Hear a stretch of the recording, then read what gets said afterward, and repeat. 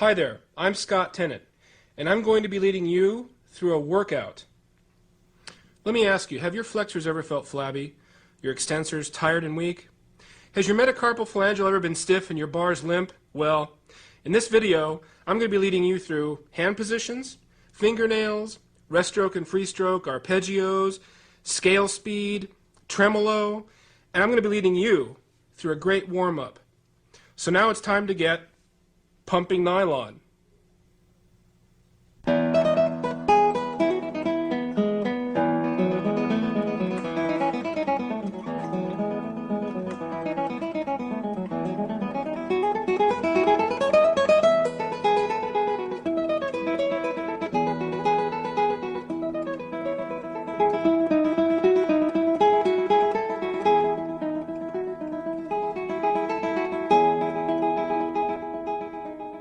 Now, because we're going to be playing a lot together during this video, it's necessary to tune with me. Now, if I go too fast, feel free to push your pause button and take your time. I'll be starting from the first string. I'll play each note 4 times. Here we go. First string, E.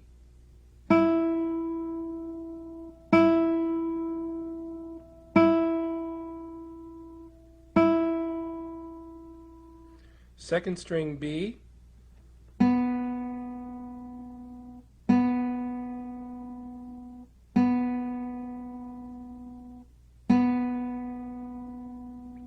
Now third string, G.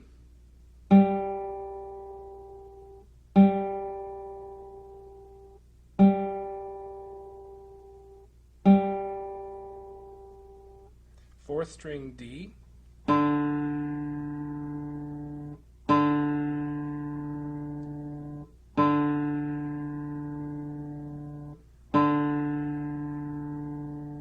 Fifth string, A.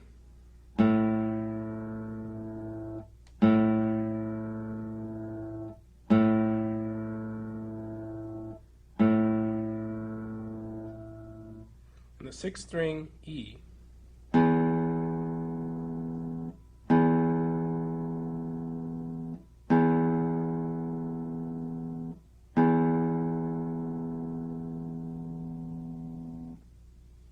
Now that we're in tune, let's go.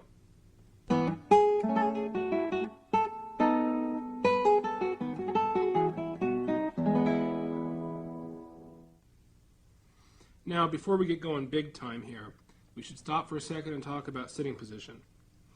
A good sitting position allows for 3 things to happen. Number 1, it allows your upper body to have maximum freedom. Your shoulders, your arms, your neck, and between your shoulder blades. It's a stress point for a lot of people, and it's good to have an alignment there and nice and relaxed. Also, your shoulders have to be relaxed. Number 2, a good position allows for maximum movement of the arms. Your arms have a lot of freedom. And number 3, you have to have a position that allows you endurance, because you're going to be sitting in this position sometimes for hours, and it has to be comfortable and stable. Now, I prefer the traditional position of a footstool, and you probably all know how this works. Your left leg goes up on the footstool, unless of course you're left-handed, and then we go on the other leg, and etc. You got the picture. Goes up there, and this then gives the guitar a little slant, which is good.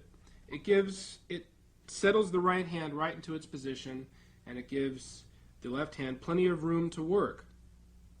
Notice there are 3 points of contact. 1 in the left leg, 2 right at the sternum here, and 3 just inside the right leg.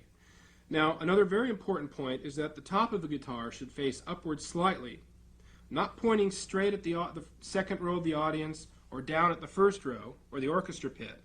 That's not going to project at all. The sound comes out of this little sound hole here.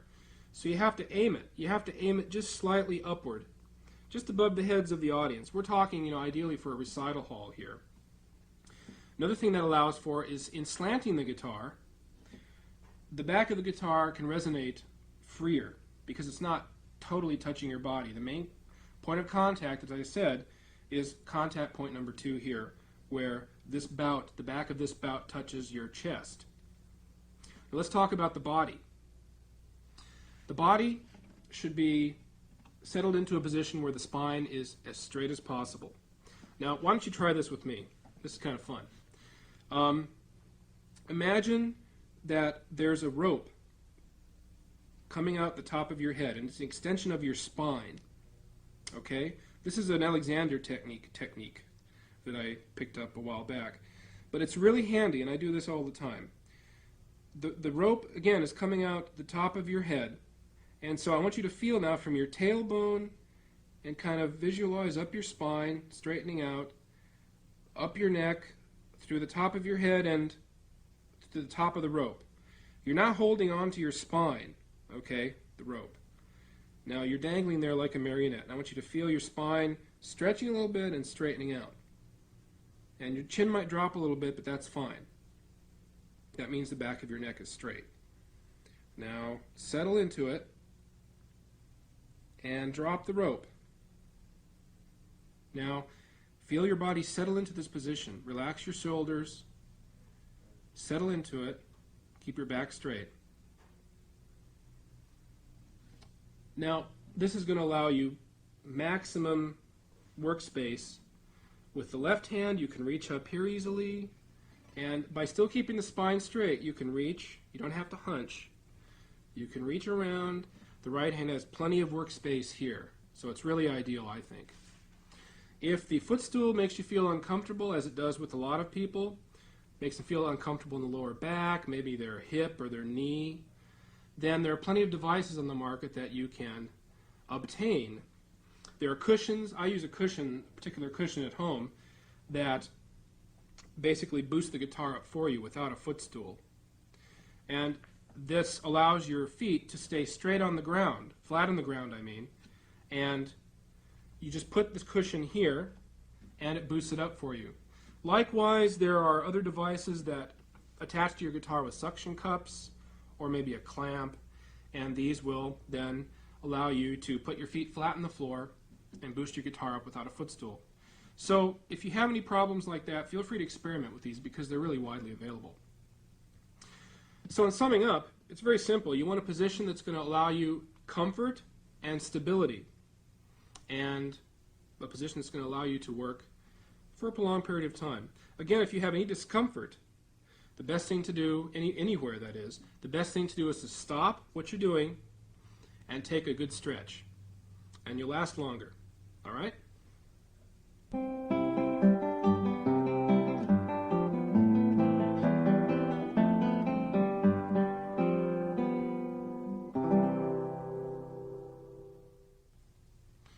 To me, I think the most important thing in a hand position is maintaining as straight a wrist as possible. Let me show you why. Let's do a little experiment. Put your hand out to your side. Now make a fist. Keep your wrist straight and just make a fist. Do it back and forth. Feels comfortable, doesn't it? Feels natural, no big deal. Now bend your wrist. Bend your wrist down and follow me. Just make a fist. Make a fist now. That doesn't feel too comfortable to me. Feels unnatural. Now let's try something else. Put your hand out straight in front of you. And turn your hand this way, to the right. That's a position a lot of guitarists find themselves in. Now make a fist. Ouch. That doesn't feel too comfortable to me. I wouldn't want to do that over and over. What I'm getting at is this. When we play, we're basically making little fists back and forth for hours sometimes. Think of that. When we play guitar, we're doing this. We're flexing and extending, flexing and extending. Like I say, sometimes for hours. Very important to maintain a straight wrist. Now, let's look at our left hand position. Now I want you to take your left arm and drop it down to your left side. Let it relax. Let it just dangle there. Relax your wrist. Feel it straight. If your wrist is bent, you're not relaxed. Shake it out. Now, turn your palm toward me, but relax, relax. Now bring your hand up from the elbow. Touch the fingers to the strings and your thumb just in back. Let's try that one more time. Hand down to the side. Relax. Palm toward me. Okay, from the elbow, come up. Everything stays relaxed. Touch the fingers to the string and the thumb just behind the neck. Good. And that's your basic arm and your hand position there. Let's look at the fingers. I hear a lot of people say play right on the fingertips. That's not easy to do because the fingertips technically are right in the middle of your finger. And I see a lot of people trying really hard to play right in the middle of their fingers. And it's not easy. In fact, not only is it not easy, it's not really natural. This is what should really happen. When your fingers are aligned, let's say you're at the 5th fret, if you want to play with me, 3rd string, 5th fret, and put fingers 1, 2, 3, 4 down. Now, press. Press all 4 fingers. What should happen when you press is your fingers should kind of spread out like this. See that? I'm pressing and it spreads out. Now, I call that a stance just because it looks kind of cool. It looks like a stance, martial arts stance, you know, cat, ready always. First finger is just a little bit on that side of its tip. Little finger is a little bit on that side of its tip. It looks really extreme probably from where you're looking, but it's just really a little over to the side, not a whole lot. And the 2 middle fingers are just slightly off the center. What this does is, first of all, it spreads your hand nicely. It allows space to exist between your middle joints. Very important. This way you're ready to go wherever you have to go. If your joints are glued together, okay, like I'm trying to do now, it's not actually that easy. There we go. See, they're glued together. Now before I go and pounce anywhere, I have to unglue my joints before I can move. So it's just better in the first place to allow maximum space in between your fingers there. Really it is. So I want you to think about that a little bit, work with it. You have the rewind button and the pause button. Look at the video. Let's look at the thumb. Now the thumb, ideally, don't forget you're creating a vise here. So to create equal pressure, your thumb should ideally be right behind your 1st and 2nd fingers. Don't scrunch it. Don't feel like you have to put it right in the center of your hand. It's not necessary. And besides, see, it looks really uncomfortable. And don't move it over here either because that's going to throw your hand off balance. Likewise, don't move it up here over the neck. That's good for steel string playing, but these necks are too wide. Doesn't work. Right in the middle of the neck, like behind the G string or so, whatever, and your thumb is, again, basically between your 1st and 2nd fingers. So now let's look at our right hand. Let's take our right arm and drop it down to our right side, just like we did our left. Relax it, let it dangle there, straighten your wrist. Now from here, take your fingers and gently just curl them up a little bit, just like you're ready to pick up a suitcase. Keep your wrist straight and everything relaxed. Now from here, follow me. Bring your arm up. Don't touch your arm to the guitar yet. Bring your arm up. Only touch your fingers to the 3rd string and your thumb to the 5th string. Now settle your arm down. Just right where it was. Try it one more time. Hand down to the side. Relax it. Now curl your fingers up gently. I call it the suitcase position because you're like picking up a suitcase. Now bring your hand up around. Don't touch your arm yet to the guitar. Your fingers go on the 3rd string. Your thumb goes on the 5th string. Now relax your shoulder and drop your forearm right where it is. And that's your basic position. Notice by doing this, your wrist stays fairly straight, and that's what we want. I always think of this as one mechanism, a unit. The hand, the wrist, and going just into the forearm there. It's like the tone arm of a record player. The tone arm of a record player just, it remains one unit. It doesn't kind of bend around, hopefully. Mine doesn't anyway. Basically what I'm saying is, let's say you're on the 3rd string. You're on the 3rd string. And you want to go to the 6th. You don't go like this with the wrist. You don't adjust with the wrist. Okay?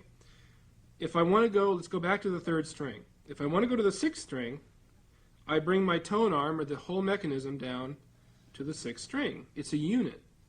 Now, you might say, well, Scott, my wrist is almost at the end of the guitar now. Well, that's okay. I mean, when I play on the 6th string, my wrist is almost touching the edge.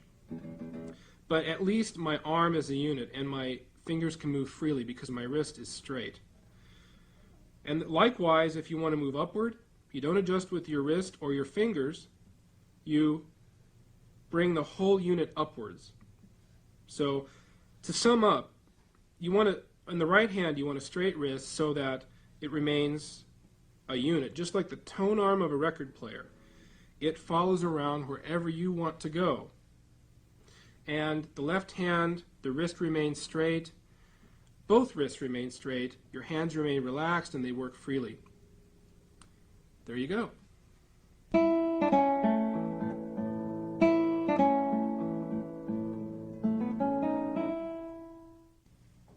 Now, before going on and talking about plucking the string, let's talk about nail shape, because we all need to shape our nails well.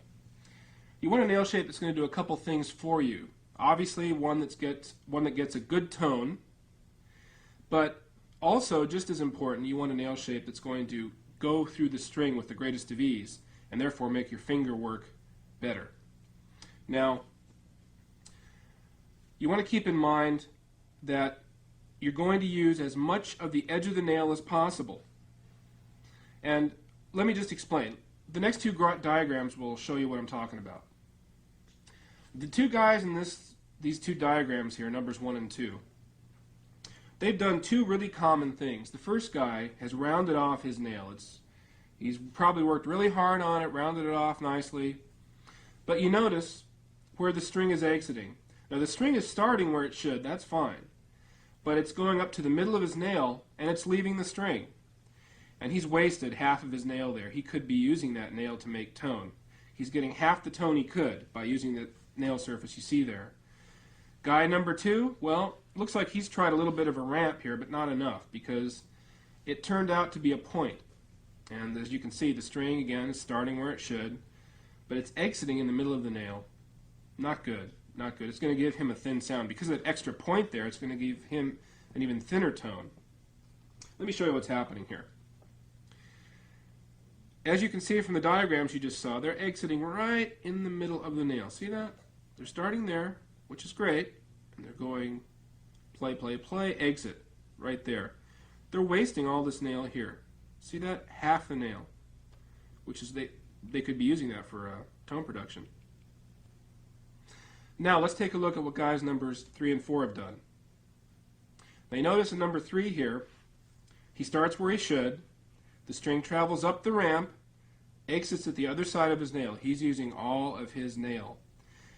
He files it in an slightly upward ramp. This is good because, first of all, as I mentioned, he's using all of his nail. It's more of a straight line instead of perfectly curved to the fingertip. But here the string is traveling uphill, which means as you're playing that the nail is actually helping push the string down into the guitar a bit. This is going to help in getting a fatter tone, and also later more of a variety of tone if he wants. Person number 4, as you can see, has filed his nail in a slightly different type of ramp. It goes slightly downward. This is good if you're the type that plays straight on to the guitar, not at a particular angle. Again, the important thing here is, though, that he's using all of his nail. He's starting where he should. The string's traveling, this time down the ramp, and exiting at the other side of the nail. It's more of a straight line again, but he's using all of his nails. So either of these ramps will work. Number 3 is a little bit more versatile and probably more widely used for a good reason. But they'll both do fine, just as long as you're using all of your nail. So, just to explain with a real nail here, again, the string is starting there. It's traveling, traveling, traveling, traveling, and exiting way over here. That's a lot more nail than people 1 and 2 in the diagrams before did. They exited here. These guys are exiting over here. So I want you to experiment with that and try to do the same thing. It really does make a big difference. Let's talk about equipment now. There's some basic equipment we all should have. Let me go over these. You can probably see them on your screen now. There's this type of nail file here. Now, this is commonly called, I've heard it commonly called a Diamond Deb nail file. this is probably not, it probably doesn't have real diamonds on it because it didn't cost me that much money. It was like $2. But you can see it has this like sort of dust on the file. I'm kind of moving it around so it'll glint in the light there. And that's probably some sort of metallic dust that's on there. And that files your nail very finely and carefully. We have two sides. We have a shaping side. Turn it over and you have a finishing side. When given a choice, I always use the smoothest side. I use the finishing side. The shaping side's a little rough. In fact, if it's a new file, which this is, what I do is I take some sandpaper or something and I go over the edge of the finishing side to make it even smoother. The smoother the better. Okay? It's like a fine-tuning knob on your stereo. Okay, nail file number 1, good, A+. Nail file number 2, let's take a look at this. Now this is a common nail file. This is a larger version of what you'll find, let's say, in a nail clipper set, you know, the kind that folds out. And this kind is like a grid. It's a metallic grid. There are lines that are carved into this metal here, this metal plate. That's bad because that's going to really grind your nail up like crazy. You might as well, you know, go to the curbside and file your nail. So that nail goes over there, that nail file. Bad, bad, bad. Now here's something that looks a little weird. It looks a little worn out. This is what I've been using now for 2 years. This cost me like $1.50, if that. And it's great because it's got 4 sides. It's got, you can see in this case, it's got a dark blue, light blue, and 2 shades of pink. And for those of you who have black and white TV, I'll just explain what the different sides do. You have quite a rough side here, less rough, even less rough, and less rough. So basically the grades get finer as you go. I like these a lot because they're bigger. You can really get them underneath your nail there, and you have the finishing sides that I certainly use. Now this is worn out a bit, but it's lasted me a couple years, so that's pretty amazing, I think. Now let's move these because I want to talk about this paper here. All right? This is a very fine grade sandpaper. This is 500 grade. And in fact, this light blue or light gray shade of paper is even special, a more special type of paper. It's like I think wet and dry they call it, finishing paper. And this is what I do with this. What I do with this is it comes in sheets like this, first of all. I buy them in sheets. It's not expensive at all. What you do is you take off a little bit here. Okay, this is really interesting, isn't it? This is drama. They're not quite square, but it's all right. Now I have myself a little piece of finishing paper. What I do now is, again, I like really fine stuff. So this is fine already, but I'll take this and I'll rub it against the other sheet of paper. Rub, rub, rub. Until I get this down even finer. Oh, that's pretty good right there. And then you carry this in your pocket, and you fold it up, put it in your guitar case. This is going to last you quite a while. And of course you have the rest of this big sheet here to tear off little bits here and there. Really good for the nail. I would suggest this highly. Very good. Now, about filing the nail itself. This is what you want to do. I'll use my World War II special here. All right. You always file looking at your fingernails like this. Never like this or like this. Always facing straight at your face. You take the nail file and you just put it slightly underneath your nail there at an angle. And you start filing away. Now it's underneath the nail. It's not straight on. It's underneath. Not straight on, but underneath. And as you can see in the diagram that's on your screen there, you kind of eyeball down the file. Down the file there. And that's the angle you want to look at your nail at. All right? Now what you're seeing there, when you eyeball it down the file like that, is you're seeing the edge of your nail. That's an opposite view of what the string is seeing, so that's a good angle to look at. And you're looking for a straight line. About this straight line, here we go. Now look at this. Now I'm kind of contorting myself for the camera here, but don't forget you're looking at your nails the other way. This is just to show you how we should file. You got the file underneath the nail here and you're filing away. Now, you're looking down the file, remember like the eyeball diagram indicated? Now, here we go. You're looking at the edge of your nail and you should see a straight line. See that straight line? Try it again. There you go. There you go. You should be seeing more or less a straight line on the edge of my nail. That's what you're aiming at.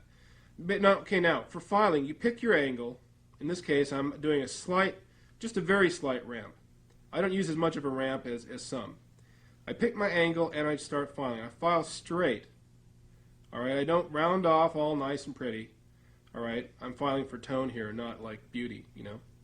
So here we go. We file straight, we file straight, we file straight, until we come to the desired length. And then now if you find that the corner's a little too sharp, you just take the file and you do that a few times. Don't round it off nicely. Just take the edge off the corner if it's too sharp. Okay? Now, about the thumb, just a quick mention. The thumb has a little angle to it also, but it's the other way. The only reason I do this is to avoid a lot of nail on this side here, so it doesn't catch when I play. And what this does is, again, you can see sort of a straight line there, see? And this fits or conforms itself to my string when I put the thumbnail down, when I put the thumb down on the string. Then I play, and this also gives me a variety of tone possibilities. I can play just nail, I can play more on the tip of my nail for a thinner sound, or all flesh. So again, this is an ideal shape for the nail. Now let's finish off the nail we just filed. You take the little piece of paper we tore off before, and it's flexible, so you just put it underneath your nail like this. Okay, push it up under there. There we go. And just not file, but finish around. From side to side. Get the entire edge of the nail until it feels sort of glassy smooth. You can kind of tell when it starts feeling smooth. Then you get the absolute edge of the nail, and then you run it over the very top of your nail too. And I won't do that all here because I've already done my nail. Now, a couple other very important little items I want to mention here. I get asked a lot about what's a good length for the nail. This is how I tell. This always works for me. Now, you take your file and you just put it basically up and down like this. And you take your finger and you put it against the file. Got that? Now, the fingertip and the nail should touch at about the same time. If you have to do that for them to touch at the same time, too long. And if you have to do this for them to touch simultaneously, is too short. Basically, they should touch at almost the same time, possibly with a little tilt this way. But not much longer than that. For me, that's ideal. Now, it depends on how fat or how tapered your fingertip is. There's one more thing, too. If after you've filed and finished off your nail and you still have a little something, kind of a strange tone, but you can't quite place it because your nail looks perfect, this almost always works for me. You take your file like this, or if you have a metal file, you take your metal file and you put the paper around it like this. Okay? See that? And you just play on it like a string. Several times. Play on the guitar a little bit. Play the file, play on the guitar, until the tone goes away. It's usually just a little imperfection somehow on the edge of the nail. Now, we have to look at some nail types here. Very important. Look at the diagram on your screen. Now, there are a few different nail types we have. There are, as you can see, type A is a nail type that's curved. B goes straight across. C is an all too common nail type where the middle of the fingernail hooks downward like a little beak. And type D is a type that curves up in the middle. And now, if you're lucky enough to have type A where it's round, you're not going to have much problem with your nail, with the nail shape. But Unfortunately, too many of us have these other types of nails. So what to do? Now, these are only suggestions. Experiment with them a little bit and see how they work, but these usually work for me and students I've worked with. If you have either types A or B, from your, as you can see on your screen there, shapes number 3 and 4, either one of those ramps will do nicely. For type A especially, both of those shapes work really well. If you have type C with a little beak in the middle of your nail there dipping down, shape number 3 is really the only way to go, because what you're doing there, because of that upward ramp, you're cutting through the middle of that beak, that hook, and you're minimizing the hook that way. So that usually works. Experiment though with the extremity of the ramp. It could be might have to be a little more extreme depending on the severity of the hook. And if you have shape or type number D where it goes up in the middle, again you could use nail shapes 3 and 4. I would suggest again nail shape number 3, just because it again will slice through that imperfection there in the middle of your nail. But you know, try both. The thing is to be experimental here and really get to know what works for you. Don't lock yourself into any one way. You know, always kind of be free to experiment. And this way, not only you know what works best for you, but later on you'll be able to teach your students what's best for them. Now, remember, 2 things. Straight line is good, and a ramp is good. That's nails.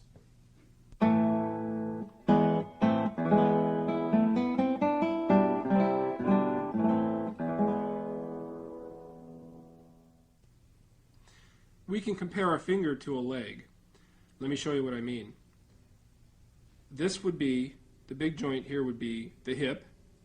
This would be the knee and the ankle. Hip, knee, ankle. Got that? Now for our purposes here, we're going to call this the knuckle joint, the middle joint, and the tip joint. Now let me show you how that would work on the guitar. Let me get set up here so you can see. There we go. Now let's describe it as we talk about a free stroke. Now ideally, for a good free stroke, you want the knuckle joint almost directly over the string we're going to play. So we're going to be focusing on my I finger here. Look at the I finger and G string. Now notice the knuckle joint is over the G string, more or less. Okay? Now, to play ideally, we want some follow-through space. I like to call it swing space because it's like swinging. Just like when you walk, your hip propels you forward. Likewise, when we play a stroke, the knuckle joint really gives us the thrust we need. So that's the power joint, and the other 2 smaller joints are like little helper joints. They follow through as needed. So here we go. We have the large joint, or the knuckle joint, over the string. We're going to place the finger, and now we're going to pluck. Place, pressure, release. The swing space naturally goes over the other strings. Notice I'm not hitting the other strings here. The swing space I've allowed for myself gives me plenty of room to follow through this way. Alright, notice the thrust from my knuckle joint. It doesn't look like it's moving a lot, but I can sure feel it. Let's try that one more time. You always place, pressure, release. Those are the 3 steps in a stroke. Place, pressure, release. Now you should always place accurately each time and feel the string move underneath your fingertip. That's how we gauge the volume and the quality of tone. So for a louder tone, the string's going to be displaced more. For a softer tone, it's going to be still displaced, but less. And notice I follow through according to the amount of pressure I put on the string. I put a little bit of pressure, I follow through just a little bit. Now let's talk about a rest stroke. For the rest stroke, I'm going to move my knuckle joint. I'm still going to play the G string, mind you, with my first finger. Now I'm going to move the knuckle joint, though, back a string or 2. Now this varies depending on how long your fingers are. I like to put it back, if I want a really fat tone, I'll put the knuckle joint notice over, let's say, the 5th string. Now my swing space includes the next string. So watch this. I'll place, pressure, release, and that string gets in the way. That's why we call it a rest stroke, because it rests momentarily on the next adjacent string here. Now likewise, don't forget the 3 components, place, pressure, release. On the pressure part of the stroke, if we want a loud tone, we press down toward the guitar more, and then release. A softer tone, we press less, and we get a softer tone. The follow-through is still according to the pressure, but it's just that you can't see it as much now because this is getting in the way of the follow-through. Got that? Now, another very important point. After you pluck, I'll stick with the rest stroke here, I'm emptying out my finger. Watch this. Here my finger is tight. Here it's empty. Tight, empty. So watch me empty out my finger now. You see? It's not a dramatic spring back. I don't go... In fact, that's not relaxing at all. When I empty the finger out, it's done quickly, and I'm ready to move anywhere I need to. If I need to move back, let's say to the B string, I'm ready to do it. I empty and kind of spring my finger where I need it to go. Now, each stroke is used for different things. A rest stroke, for its fatter, punchier quality, more Spanish quality, is used a lot in certain pieces. Let's take this En los Trigales by Rodrigo.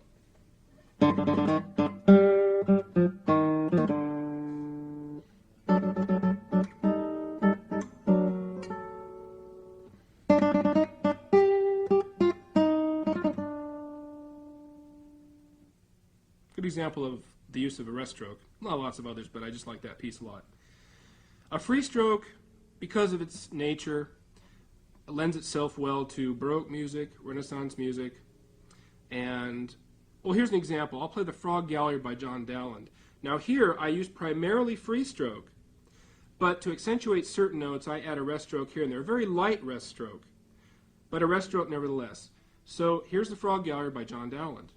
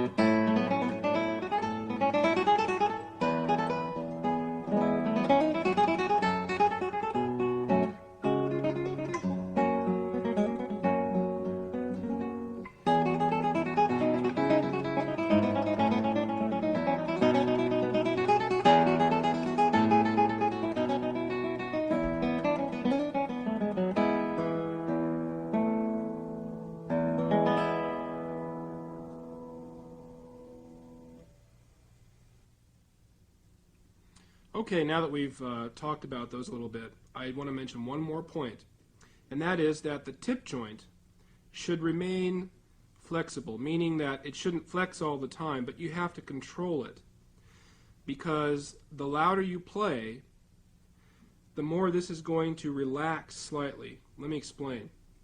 You don't want to keep it rigid in this position. The softer you play, that's going to be fine, but the louder you play, if you keep it locked in that position right there, you're going to be clawing at the string. It's going to sound pretty ugly. So the louder you play, or in other words, the harder you grip the string before you release it, it's at that point that this tip joint should just relax a little bit. Don't cave it in all the way, but just basically work on controlling it, because you're going to need that control for quality of sound. Something to think about. So anyway, the main points are these. First of all, you want to keep the large joint or the knuckle joint for a free stroke above the string you're going to play, more or less. Experiment with it. For a rest stroke, again, more or less, the knuckle joint comes back to about 1 or 2 strings below the string you're playing. Number 2, allow your finger plenty of swing space or follow-through space. For a free stroke, that means going up in the air and missing the strings adjacent to it, and for a rest stroke, the swing space includes the adjacent string. Number 3, don't forget, the 3 components of a stroke are place, pressure, release. Place, pressure, release.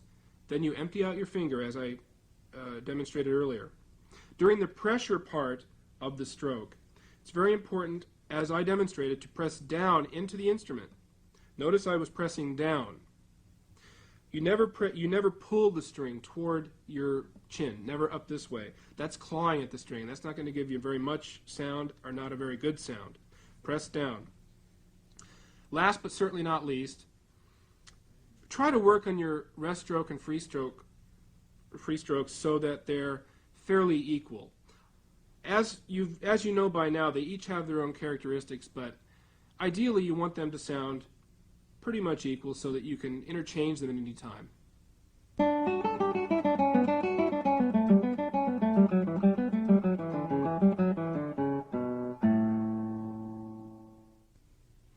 One of the first things I do in my pumping nylon classes is to have everybody put down their first finger on the F on the 6th string. I want you to try that with me.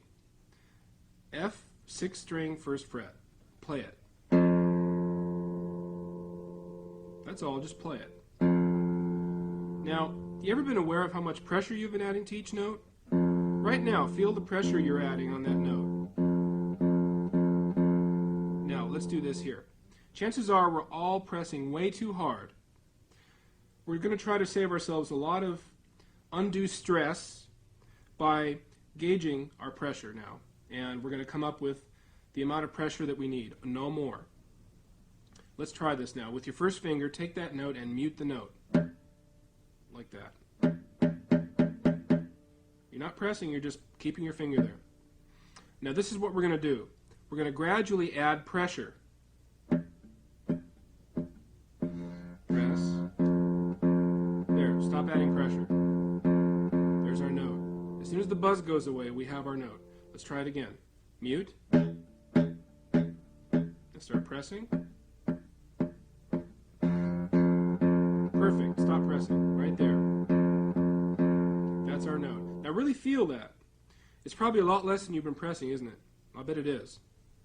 Now, with each of these that we do, stop for a second. You've got a pause button. Stop the video. Work with it. Gauge that pressure, because I want you to do this for the rest of the video. Let's go to the second finger. Mute the note. Now start pressing gradually. Stop right there. That's your note. Feel it? Now let's go on. Third finger. Mute the note. Start pressing gradually. There's our note. Feel it? Now let's go on to the fourth finger. Same thing, mute the note. And add pressure and stop. Stop adding pressure. There's our note. Okay, feel it? Now you probably probably just push stop or pause or whatever it was you needed to practice that. Now, we've added pressure gradually, and you've all gauged your pressure by now. This isn't going to come right away, but you've got an idea now, I hope. Now let's go on and add it immediately, because when we play, we can't add gradually, of course. We have to get right there and apply the pressure. So let's practice that. This is a good way to do it. And also, this is a good exercise to do first thing in the morning. It's a good awareness exercise, and it's good for actually warming up the old fingertips there, get the blood moving in there. Again, we're going to go back to the F, and this is what we're going to do. Here's the exercise. We're going to play, mute, play, mute, alternately like that. Now when you mute, make sure that you release the pressure immediately. Feel that immediate release, and when you apply the pressure, make sure you feel it immediately and very quick. But don't overpress. That's the whole point of this, all right? Let's try this. First finger, here we go. We're going to start with playing the note. And play, mute, play, mute, play, mute, play, mute, play, mute. Got the idea? Now you're going to continue. I'm going to go on, but later on you're going to practice this on your own. Let's go to the second finger. Same thing. Press it down.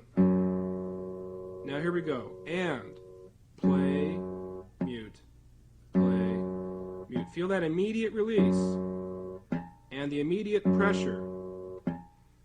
Don't overpress. Your fingers should fill up and empty out. Fill up and empty out. Okay, you're going to go practice that on your own. Let's go to finger 3. Same thing.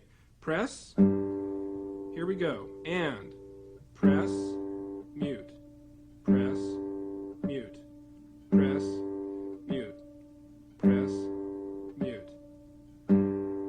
You getting it? I can see out there, you know. All right, here we go. Let's go to the fourth finger. You're doing good. I can see it. Fourth finger, press. Same thing. And press, release, press, mute, press, mute, press, mute, press, mute.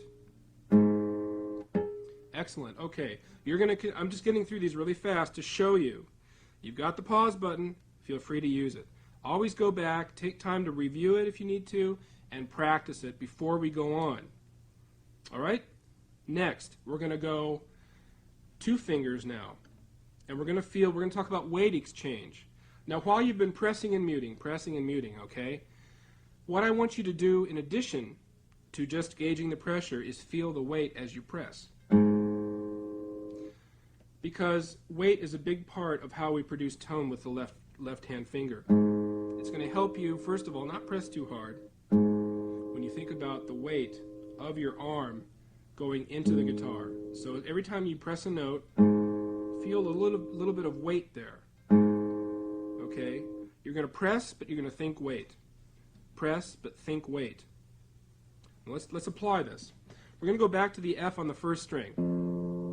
Now we're going to exchange 1 and 2, just like this.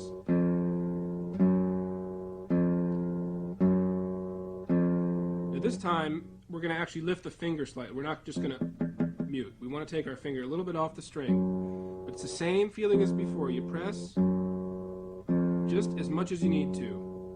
Okay, join in with me. And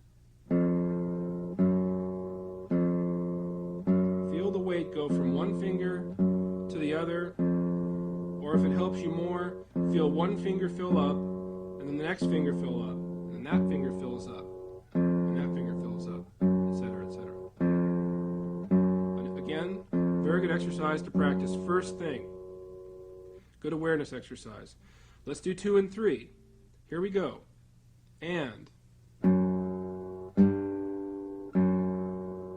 feel the weight. The weight's going to help you a lot.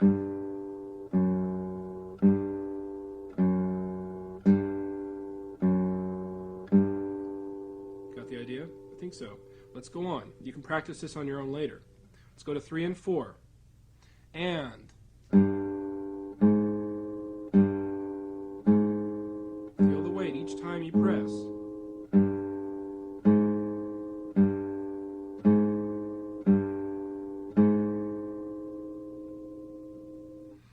So far I think you see what I'm getting at. Don't press too hard. Use weight to your advantage. And these are really good exercises. They're very simple, but they're really good at getting that feeling. You know, it's a right brain sort of thing. You're feeling. Don't try to analyze it, but then stop thinking about it. Feel it as soon as you can. Feel the weight and feel the pressure.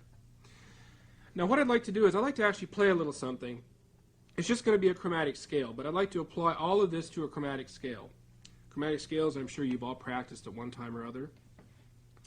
These are the things we're going to think about.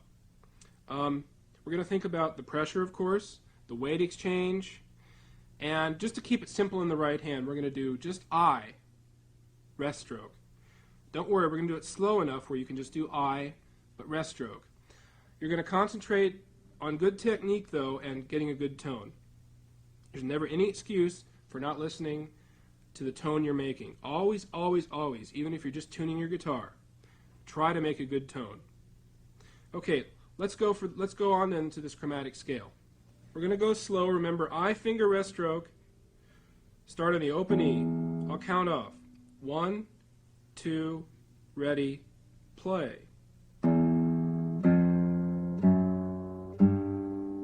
Feel the weight exchange in the left hand, finger to finger. Also the right hand, get good tone. And remember this tone arm theory. Notice as I go up, I'm bringing the whole kit and caboodle up here.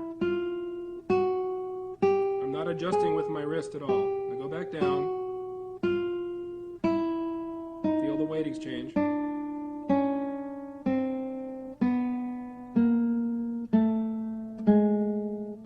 There's a lot to think about, but try to release the I finger each time you play it. Or I should say, empty it out. You're going to practice this on your own.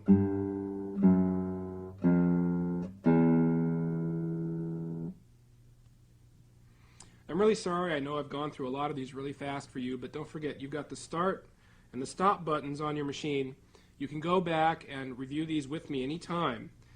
I just wanted to give you the basic idea so that you can practice these on your own. All I have to say now is just be sure that you, at least for the rest of the video, do yourself a favor. This is for your benefit. At least for the rest of the video, if not beyond, just gauge your pressure. Don't press too hard. If you get that down now, it'll be with you for the rest of your playing career. And there you go.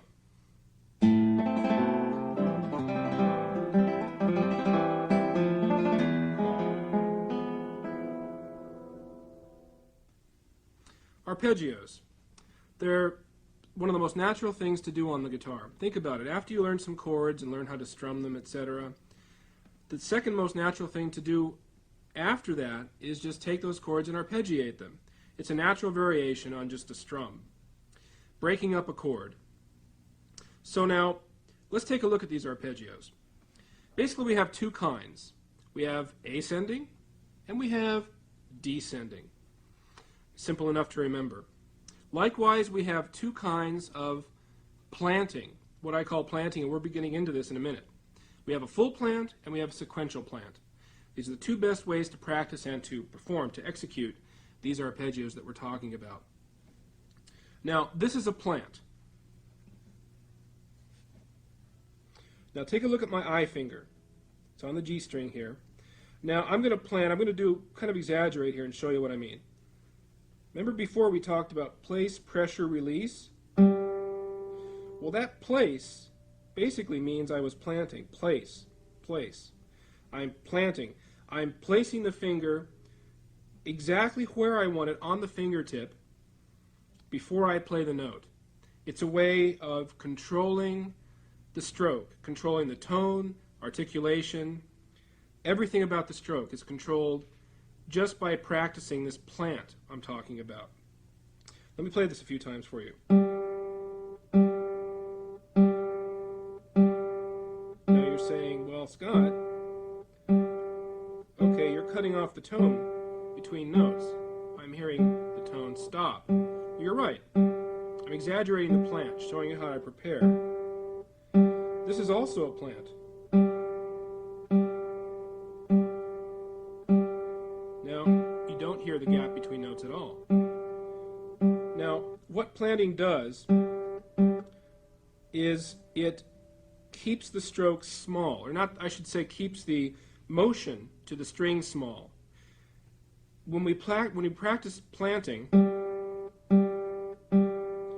basically it disciplines our finger not to come way out too far and hit the string. When you hit a string, you can't control the sound. You cannot control the stroke when you hit a string.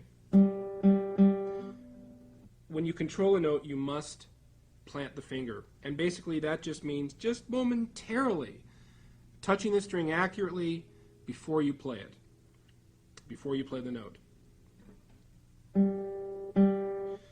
Now, for a full plant is as it implies. We're putting the fingers involved down before we play them, and we're putting them all down at the same time.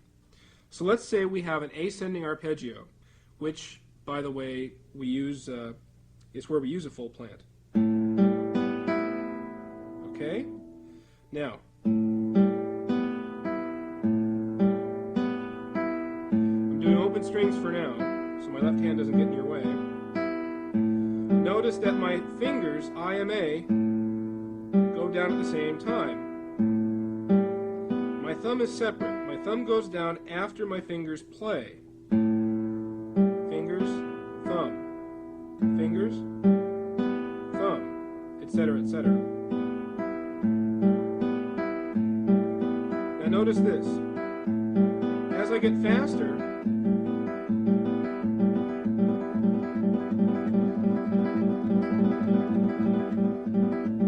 see what happened? I stayed close to the string. I stay close to the string naturally because I've practiced planting. You can also do an ascending arpeggio sequentially planting, which means putting down each finger simultaneously, or individually, I should say.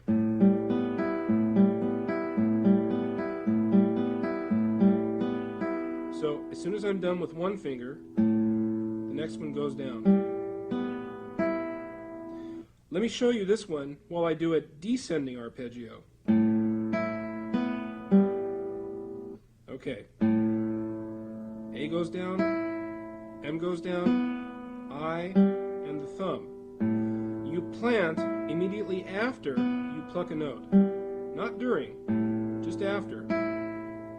If you have your guitar in your hand, try to follow me. Just to get the idea, just follow me for a second. Got that? Are your fingers going down securely?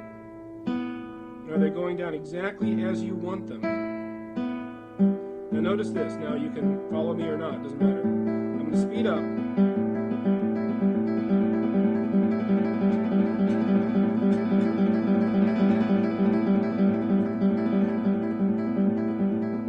The stroke didn't change. I didn't come out any further from the string.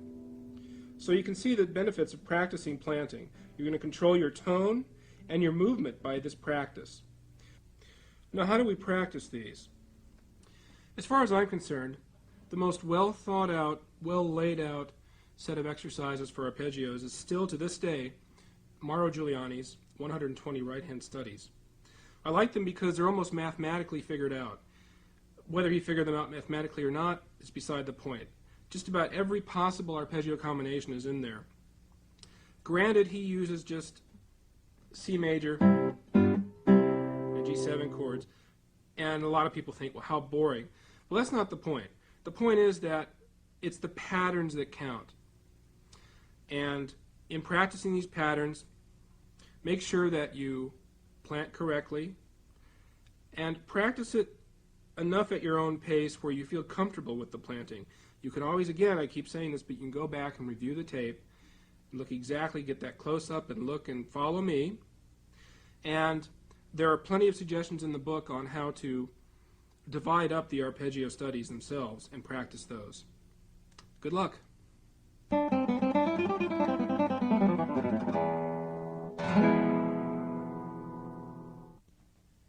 Scales. Everybody wants to play fast scales. You know, it's fun, it's flashy, and it seems to be a goal, the primary goal, I guess, unfortunately, of a lot of people. I don't know if I should say unfortunately, because it's something I've always wanted to do too.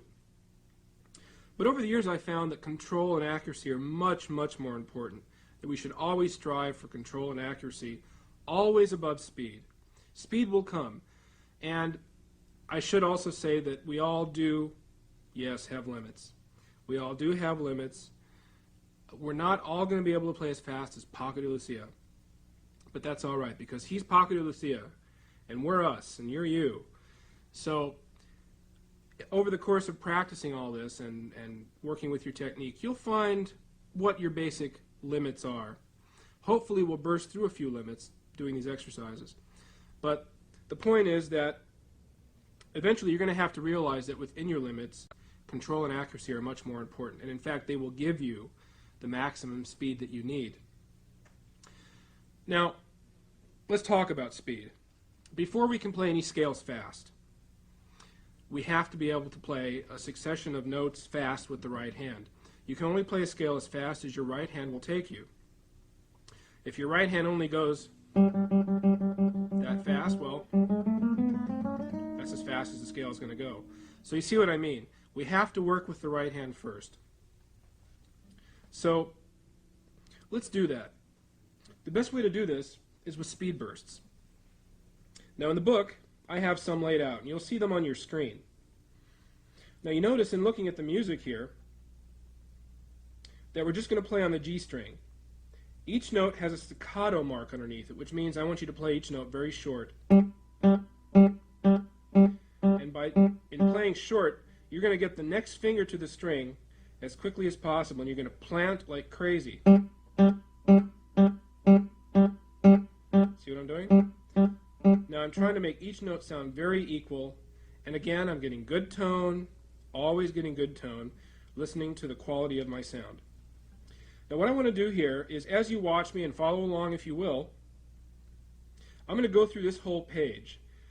Each line is repeated, and I'm going to repeat each line once, and you just follow me. Let's try it. I'll count us off. Here we go. 3 and 4 and.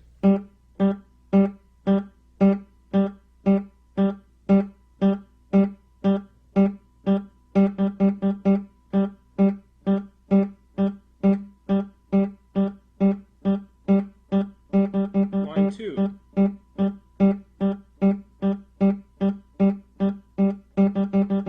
Repeat.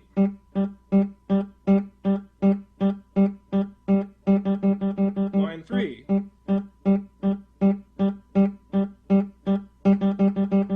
Repeat.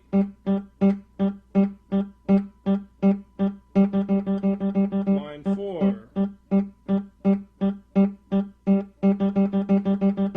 Repeat. Next line. The speed bursts are getting longer now, you notice? Line 6.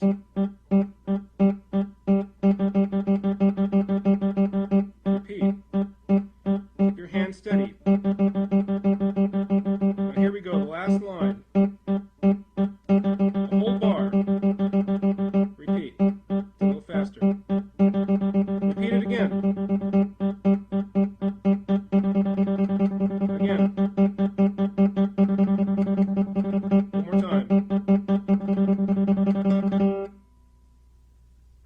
So you see here, by increasing the speed burst, the length of the speed burst, we increase our ability to play a longer and longer scale. Now granted, we're just on one string right now. We're going to stay there for a while. Later on in the video, there's a good exercise I have for string crossing. Now there's just one more point I need to make here, and it's about what I call a guide finger. Look at it this way. When you're playing fast like we just did, a fast burst like that, your fingers are going too fast to think about alternation, or to feel alternation. This is the way I work on it, and this really does help me. Let's say we're playing I am, just like we were, but we're playing slowly. No problem, I can think I am fine. I am, feels great, no problem. I can listen to the tone, everything's under control. Now when we speed up, things change a little bit. Suddenly I reach a point where can't rationalize I am exchange anymore. So what I do is I just think I.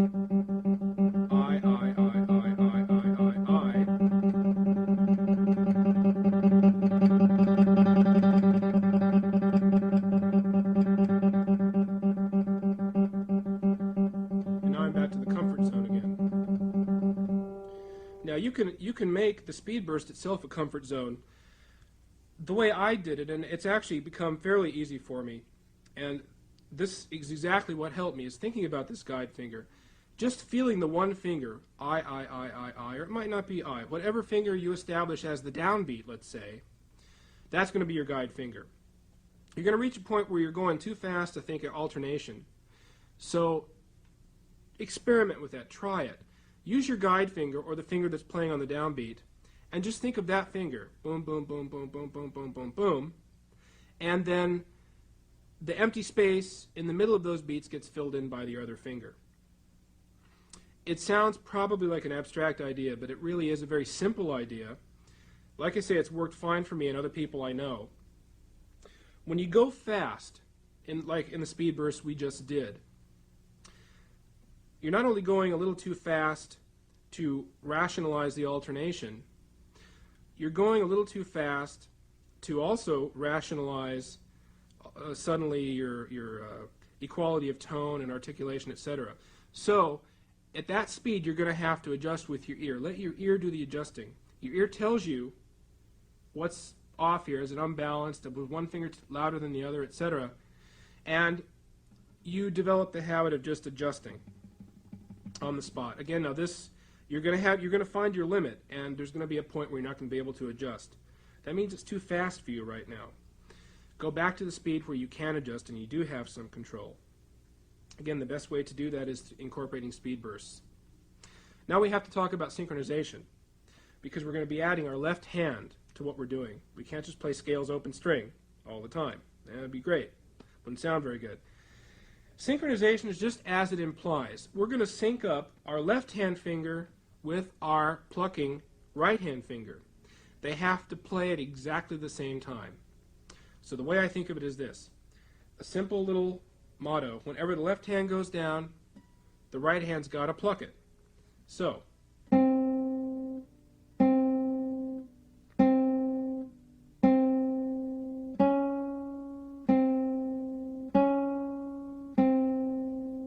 etc., etc. We're going to get into an exercise now that will it'll demonstrate this a little further.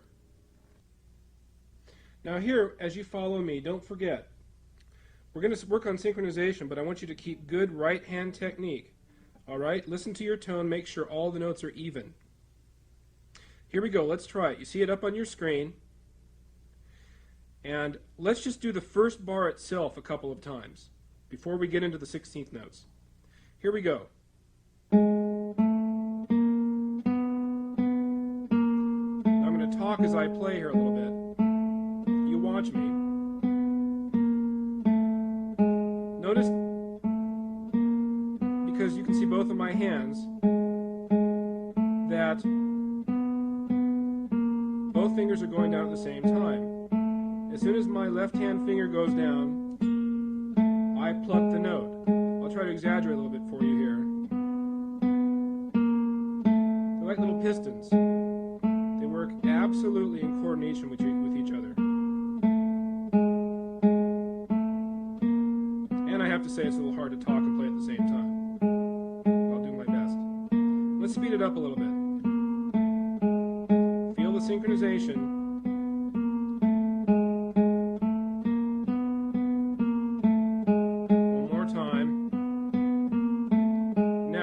Whole exercise. Repeat the first bar and we'll go on to the 16th notes. Here we go. 1, 2, ready, play.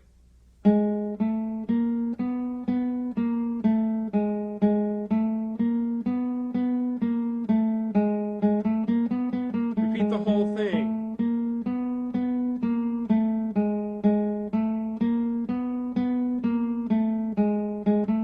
One more time.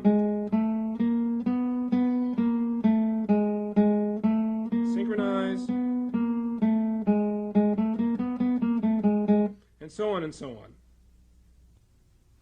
So don't forget, accuracy and control are most important.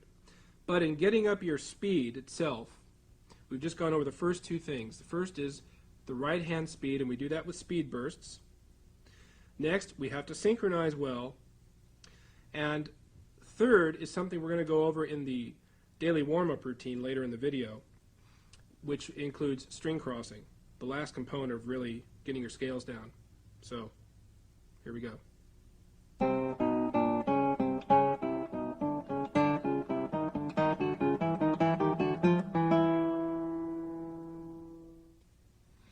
Well, here we go.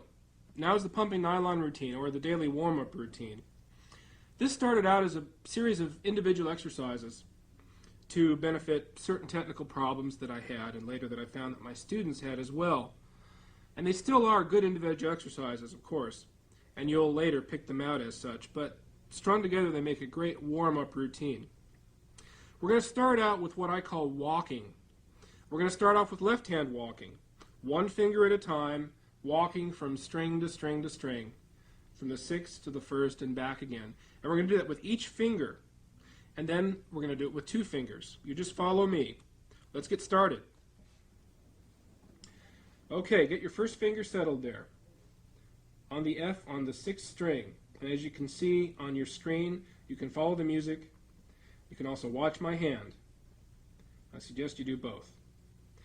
Okay, now the key here is to watch my finger here, to land squarely and consistently each time. This is an awareness exercise as well as a technical exercise. So be really aware of where you're landing on the fingertip. Number 2 tip is this. Don't play really staccato. That's cheating. It gives you too much time to move your finger. I want you to play nice and legato, changing at the last split second. See what I want? I want the movements to be quick, not slow and sluggish. Let's start. We're going to go through fingers. We're going to go fingers 1 through 4 as you see them. We're going to repeat each one just once. Let's try it. 1, 2, ready, go.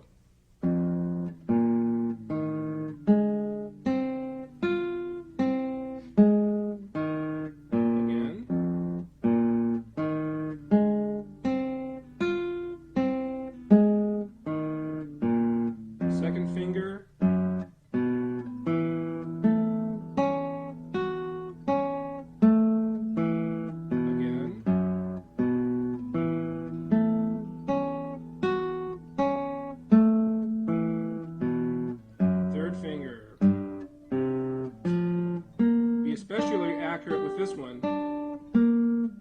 It's a little on the weak side.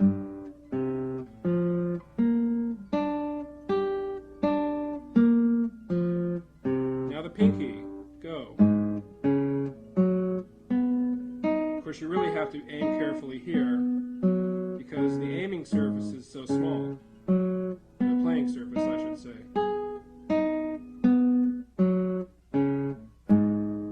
Practice that on your own. Now let's go right on to 2-finger walking. One thing I want to mention, keep your right hand fingering simple. I'm just using thumb on the bass strings and IMA on the trebles. You want to keep it simple because we're focusing on the left hand here. Okay, let's dig right in. Go to the first fret. We're going to walk with fingers 1 and 2. A couple things here. You're going to be walking like it's a tightrope. Got it? One behind the other. Okay, walking a tightrope. Second of all, when you move, when you're done playing a finger, move it right to the next string. See that? It goes right to the next string. I don't hang around anywhere. I'm not sluggish about it. Number 3 is you want to maintain some slight distance between your two middle joints here. You don't want to scrunch them together. It'd be like walking with your knees together. You don't want to do that. Let's try it. Here we go. 1, 2, ready, play.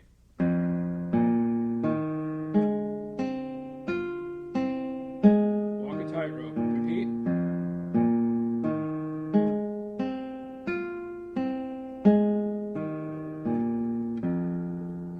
next fret. Fingers 2 and 3, get 2 ready, walking on the 2nd fret. Here we go. Ready, play. If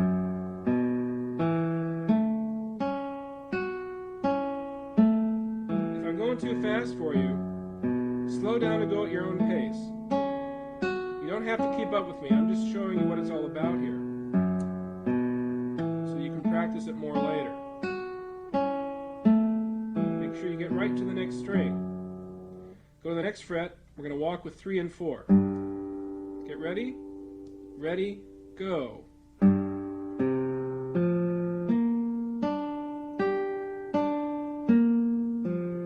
Again. I like to work these 2 fingers out a little bit more because I feel they're neglected sometimes. And I think they have feelings and they can feel it too. I'm going to give them some attention sometimes. Land accurately each time, don't forget. Don't get lazy. Now, there are some rhythmic variations you can do on the 1-fingered and 2-fingered walking. I'll just show you a couple of them here. One is a dotted rhythm. It goes like this.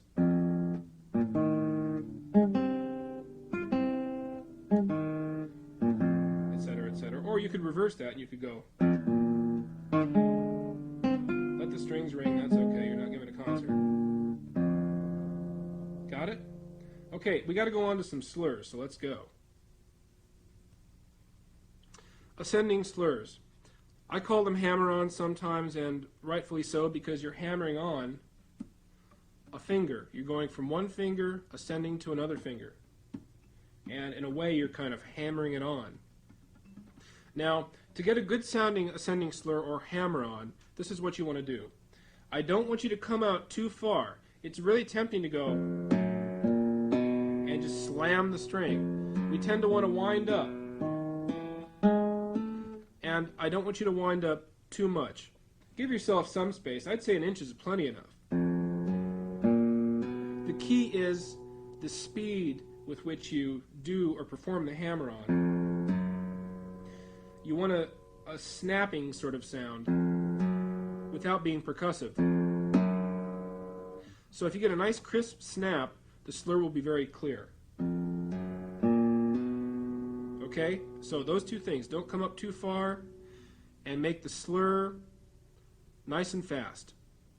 All right, here we go. Now this is going to be like walking. We're going to go over this slur exercise, and you can see it on your screen. Now I'm going to play each line slowly and just once. And again, you have the rewind buttons. You have all those little buttons, and you probably have the remote in your hand right now. I bet you do. You can go over this anytime. I'll do it slow once, and you can repeat them later. I just want to show you how they go. Here we go. We're going to start slurring with 1 and 2. Ready, go.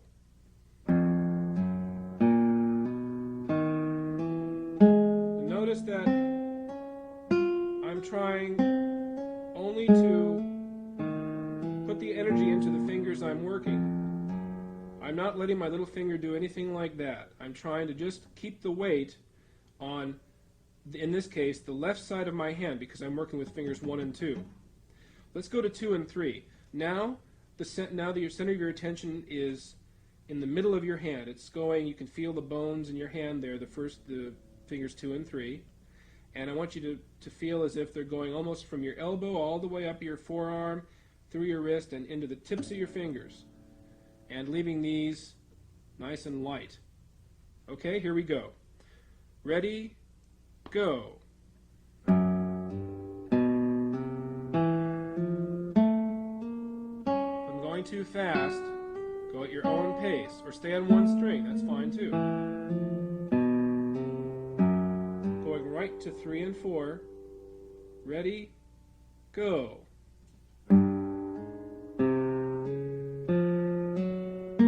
I find it helps to think of the little finger as not stopping at the knuckle joint, but going all the way down to my wrist,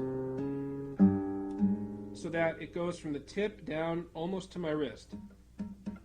Now it doesn't really, but I'm thinking of it that way. It helps me get some power to my little finger, and it helps me really focus on this muscle right here. Okay, now let's go to the next one, which is fingers 2 and 4. 3 and 4 and.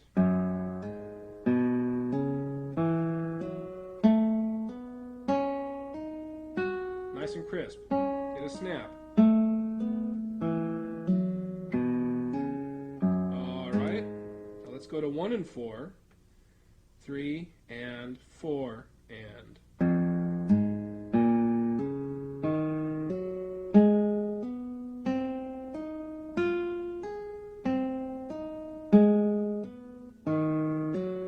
Looking good.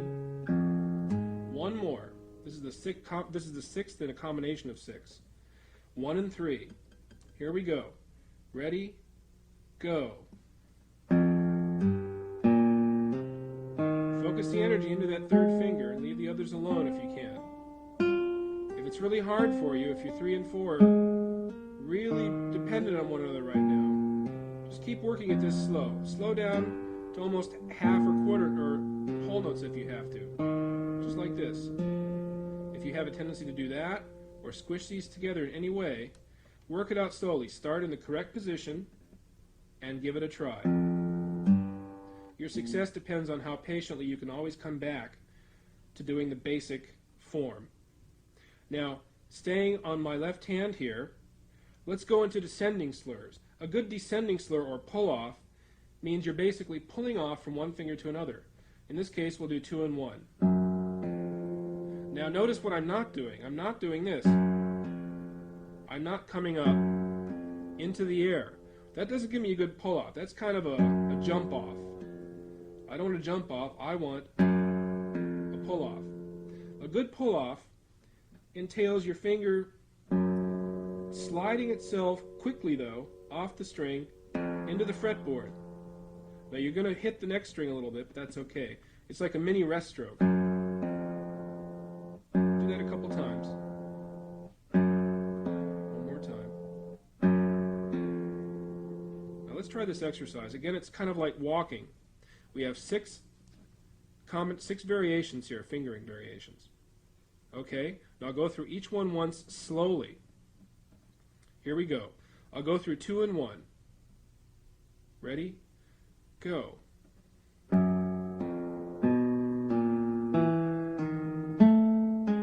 I'm going too fast, slow down. Don't feel like you have to keep up with me. Again, try to only activate fingers 2 and 1. Next, we're going to go to 3 and 2, 3 and 4 and.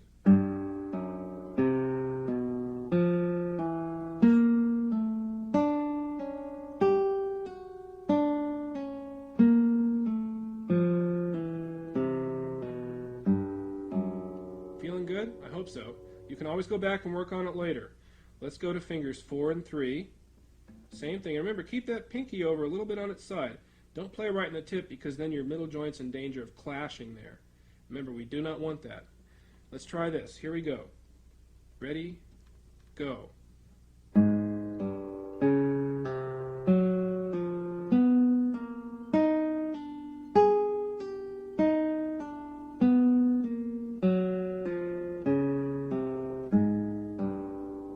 Fingers 4 and 2.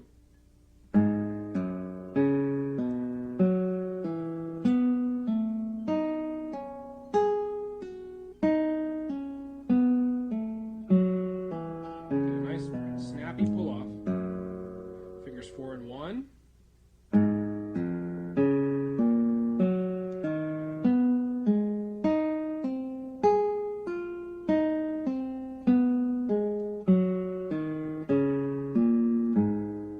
And finally, fingers 3 and 1.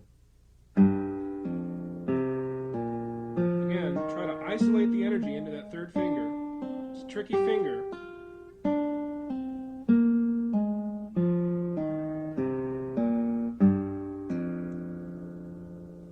Okay, I'm sure you're doing really well. Now we have some triplets, slur variations, except in triplets. This again is going to be walking. We're just going to go up the fingerboard like this, and then back down.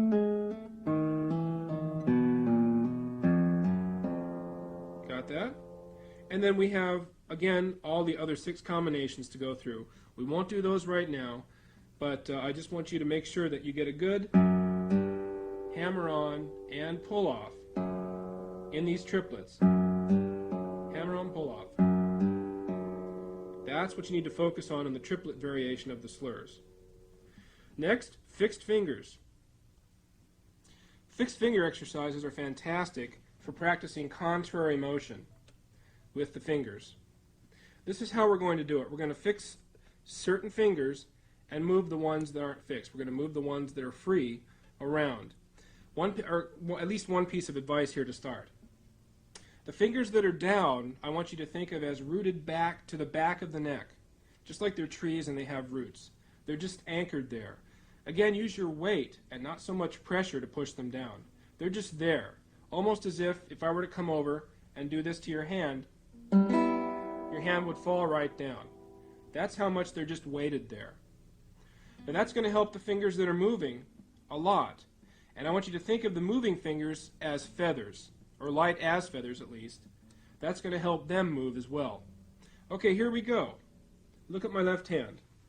We're going to start from the starting position, which is basically putting all four fingers down.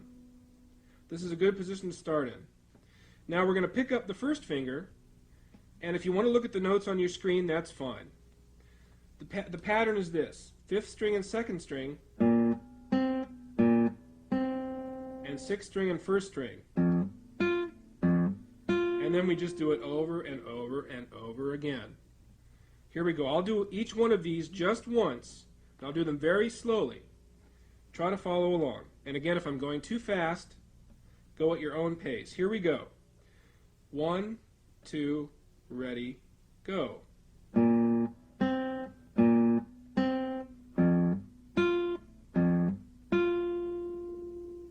Put them all down.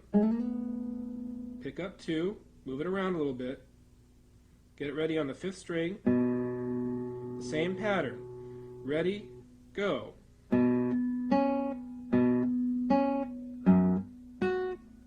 I'll do this one again.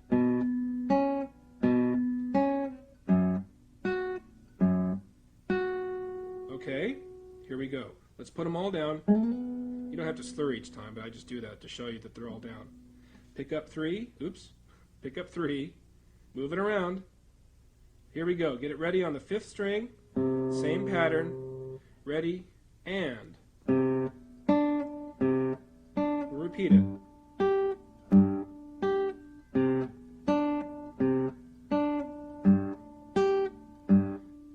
If these stretches are too much for you, just pick 2 strings like the 4th and the 2nd and just move back and forth. You get the same beneficial motion from it. Okay, put them all down and pick up 4. Move it around, 5th string, ready, play. Again. Now I'm going to repeat this one again because I want to mention that if you want to rock your arm a little bit to reach, feel free to do so. I don't want you to strain your little finger by reaching way out like this. If it's going to hurt you, don't do it. Reach with your little finger. Eventually, it'd be nice if you can just isolate the 4th finger like this. But you might have to work up to that. Okay, now, shake it out a little bit if you need to. And then put them all down, or push pause. Put them all down again. Now we're going to go on to 2 finger exercises. Pick up 1 and 2. Move them around like a little bicycle. Now here's the pattern. Strings 5 and 2 again. 1 is on 5, and the 2nd finger is on the 2nd string. Then we're going to reverse them. And then back and forth. And then strings 6 and 1. And it's going to be that pattern for all 6 of these combinations. Okay, here we go. I'll try to go slow, and I'll do each one only once. You can push pause or practice them later. 1, 2, ready, go.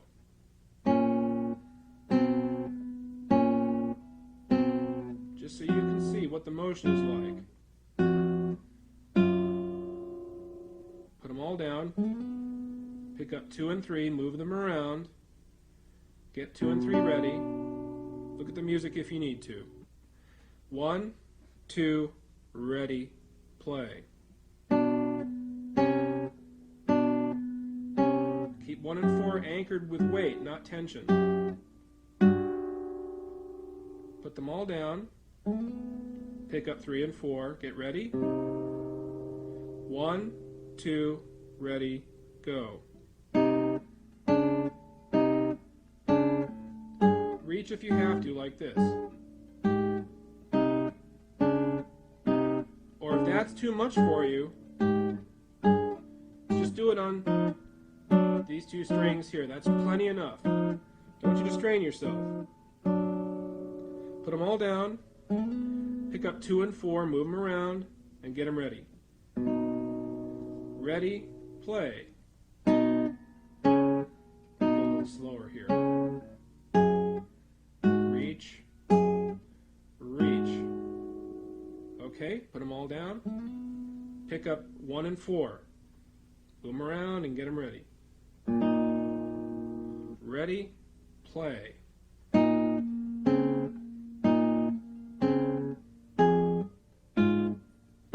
Remember, light fingers. We'll do this one again. Light fingers. 1 more to go. Put them all down. You're almost there. Pick up 1 and 3. Move them around.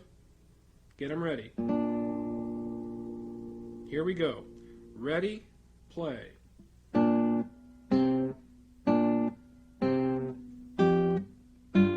One more time with this one.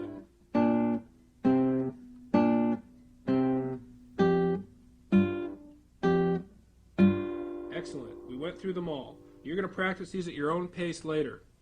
Now we're going to cool down a little bit and stretch. Now after all that, you might be feeling a little fatigued in your left hand and your left arm. So we're going to go through a little cool down, a few stretches, etc. And by all means, if at any time during practicing any of this, or at any time when you're practicing, you feel fatigued, always stop, let the strain go away and stretch and do whatever you have to. Never continue practicing if you feel at all strained. It's not good for you.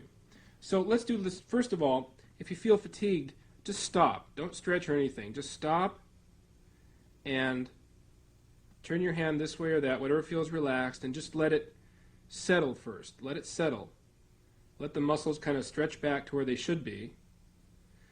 And then when it feels fairly normal, you shake it out. Best thing to do, feeling stressed. Shake it out well, this way and that. Forward, side to side, circles. Turn your hand around in circles, that's good. Now basically you're just going to go with the flow. Whatever feels like it's hurting. This right here, this muscle by the thumb might actually hurt a little bit because we've been playing for a while. Massage it. Just dig in there, thumb or whatever, and massage it. Hold it there for a while.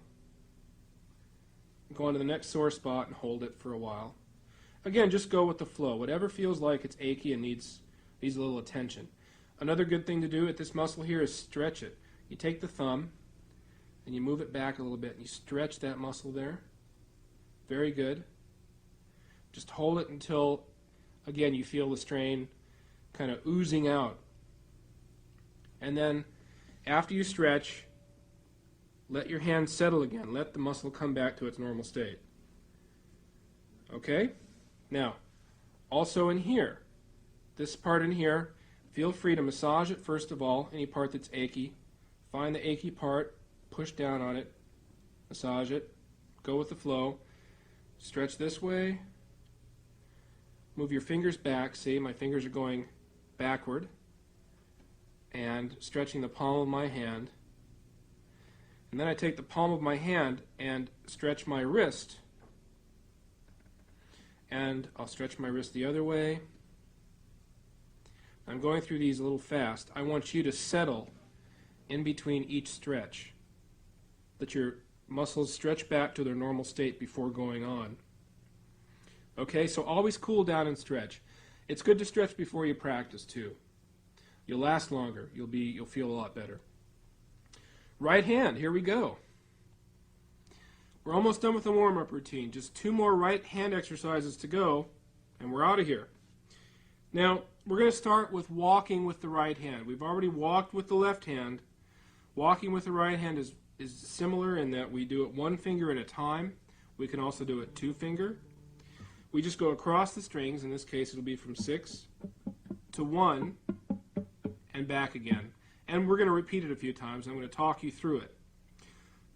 Just remember a few things. All the good technical stuff we've talked about up until now, good tone, project. We're going to do rest stroke with each finger we do. And I want you to, again, be aware of this tone arm thing we talked about, okay?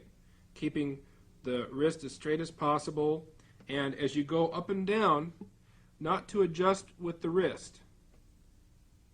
You're going to keep the tone arm as a unit and go up and down like a tone arm on a record player. We've already talked about all that. Let's get right to the exercise. We're going to start in the open E. I'll lead you through it here.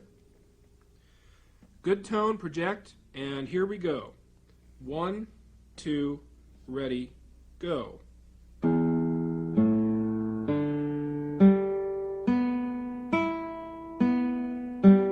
Now keep playing while I talk.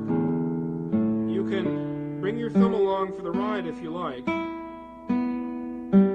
Just make sure that it doesn't create a mind of its own and go up into space like this. That happens a lot. You notice that my thumb, as I go up here, kind of just anchors itself there. I'm not pressing, right? I'm just letting it lodge itself there. No big deal. It also helps me gauge the distance between my thumb then and my finger that's playing. Notice also that as I ascend, the finger is going right to the next string. That's very important. This is the third element you should practice in improving your scales. Because as we did before, practicing speed bursts on one string and synchronizing our hands, just the first two steps. What makes scales actually more difficult is that we cross strings. It's crossing strings that hangs us up a lot. Now we're going to go to the M finger. The same thing. Here we go. I'll talk less this time. We'll just do it twice. 1, 2, ready, go.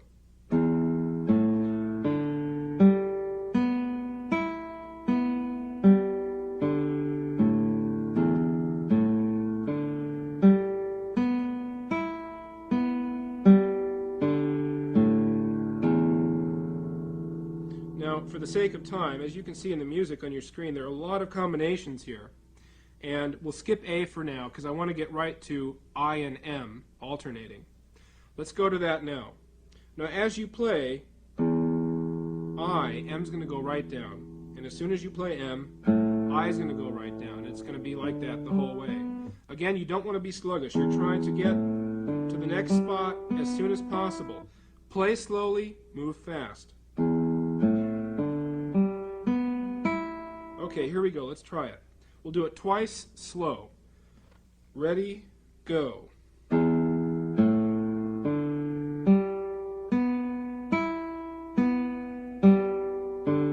Again.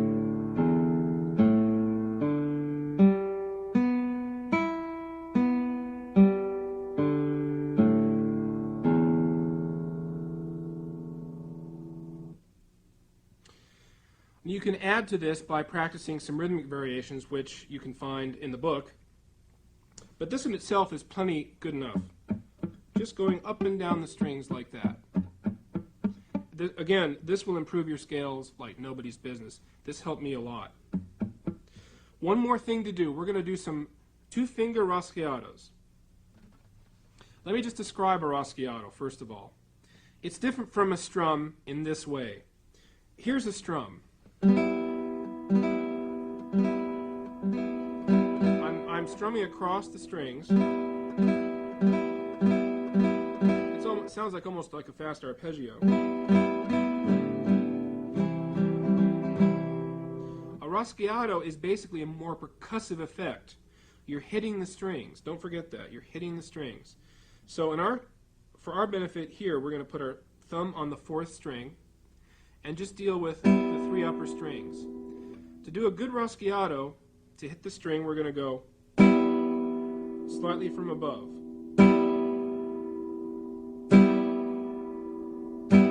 Now, that's a ruschiato. Here's a strum. Ruschiato, strum. I think you see the difference now. Now what we're going to do, and you'll see the music on the screen. You can follow along if you like, and watch my hand as well. We're going to do a series of just alternating M and I, M and I. Now what I would suggest first is that you push pause and work on individual fingers first.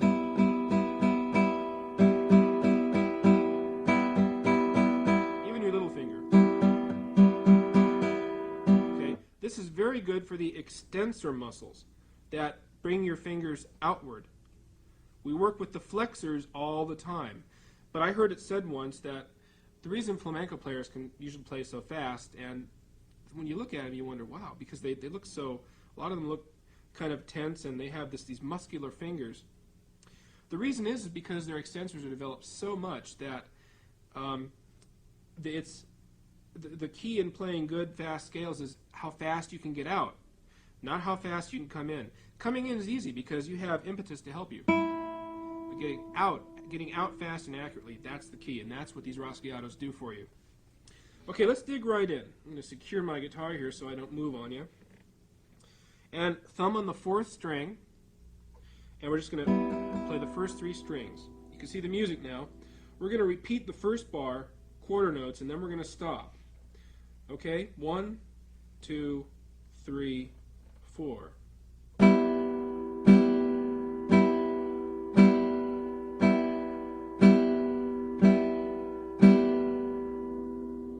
Now, let me do that again. Notice how I exchange. When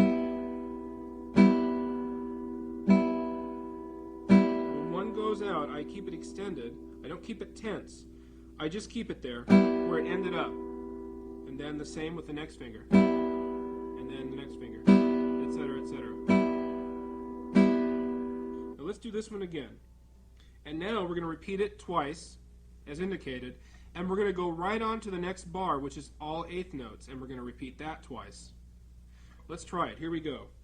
1, 2, 3, 4.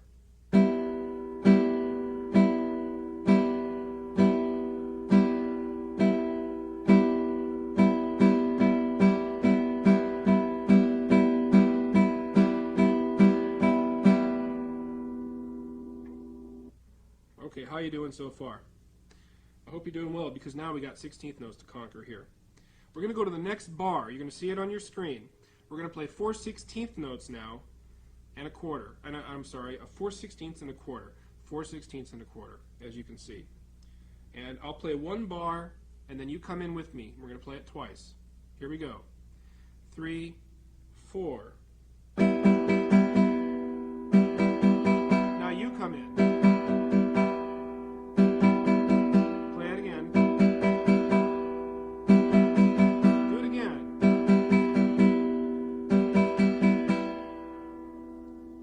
Next bar, straight 16th notes.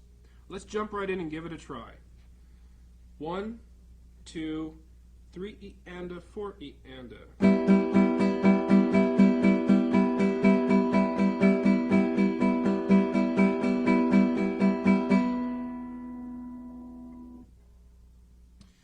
Okay, well, again, you can push the pause button anytime. Take your time and practice these. I just wanted to show you how they go. This in itself is a good warm-up too. If I only have a brief amount of time before a concert or whatever to warm up, there are 2 things I always do. I do the walking, both left and right hand. Got it, we've gone over already. And I do some ruschiatos, because doing those 2 warm me up just as much as I need to be warmed up, and I'm ready to go. Okay, good luck, and I want you to keep practicing this, and I'm going to check back in on you. All right.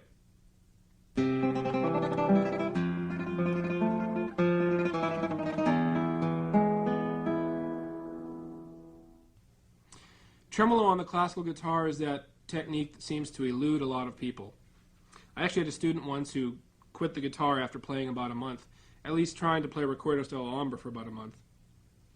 And I was green behind the ears as a teacher. I should have just told her she wasn't ready, but I didn't have the heart, and I needed the money. So basically, she gave up the guitar. It was really important to her to be able to play this piece and to be able to get her tremolo ready to such a degree that she could play this piece. It seems to be really difficult for a lot of people, but I've come across a couple of ways that really work well, I think, in getting tremolo up. I'm going to share a couple of those with you right now. Basically, the most beneficial one of all is just practicing tremolo on one string. So let's give it a try. We're going to play just on the open E string, the first string. And the tremolo, of course, is P-A-M-I. So now, how hard do you think could that be? Well, to get it fast and even is not really that easy. This is how I do it.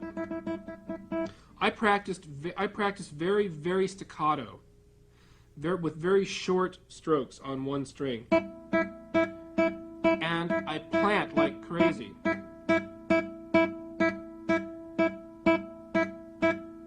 Now, while I'm doing this, I listen very, very hard for evenness of note duration, tone, and volume. In other words, if I hear a lopsided tremolo like that, I try to, my ear tells me my thumb is too loud. Now, I have to say here that a lot of times people can't help their thumb being louder because of their nail shape. It hooks the string, and they can't help the tone. So look at your nail shape as well. That could have something to do with it. So practice with me very staccato like this. Let's all go on one string. And we're going to start with the thumb, P-A-M-I. Here we go. Now just go along with me and try to watch my hand and see what you can come up with here. Notice my strokes. I don't come out very far. Again, like no more than an inch. I don't want to come out so far that I can't get into the string really fast. Now that we're doing this, now let's say you push pause or stop. You're going to practice this for a while. That's the first step.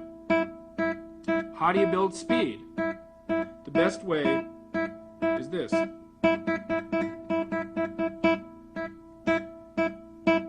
Between slow sections, you're going to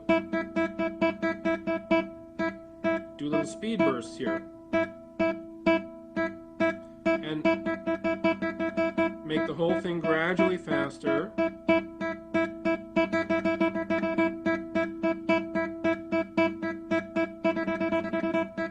Now, eventually, the speed bursts get longer and longer.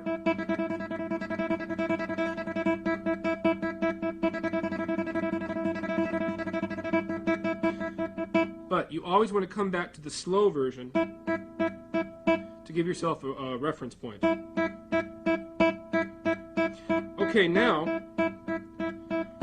that you've perfected it on the first string, time to get the thumb off there, because real tremolo, of course, skips the thumb around a lot. So here we go. Here's one thing I like to do a lot, and this helps in getting the thumb away from the first string. You start in the first string, and then you go down a string each time. Listen for balance.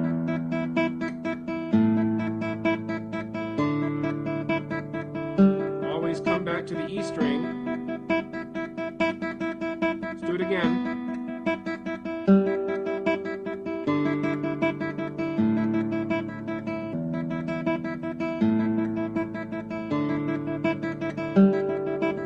One more time.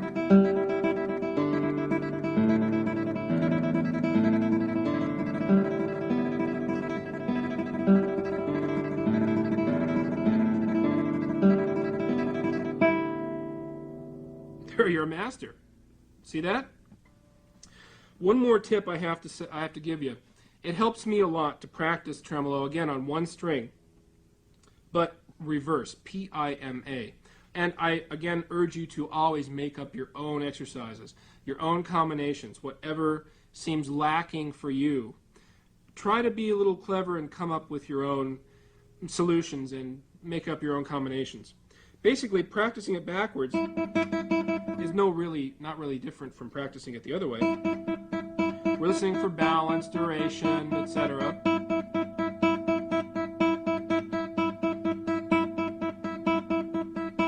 But it's backwards. Now,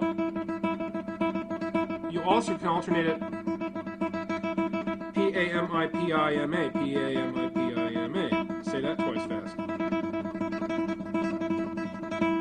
Now, if I haven't practiced my tremolo real hard for a long time and I need to get a tremolo piece back up into shape, I will go through my tremolo piece or pieces backwards like that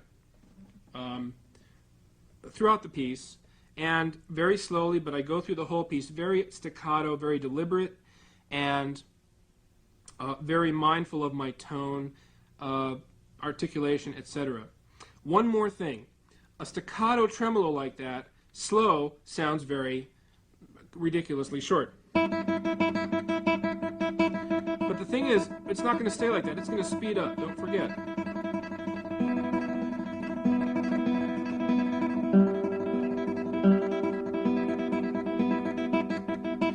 Now, when it speeds up, that staccato practice has already given you a very articulate and smooth-sounding tremolo. So with those things in mind, I wish you the best of luck.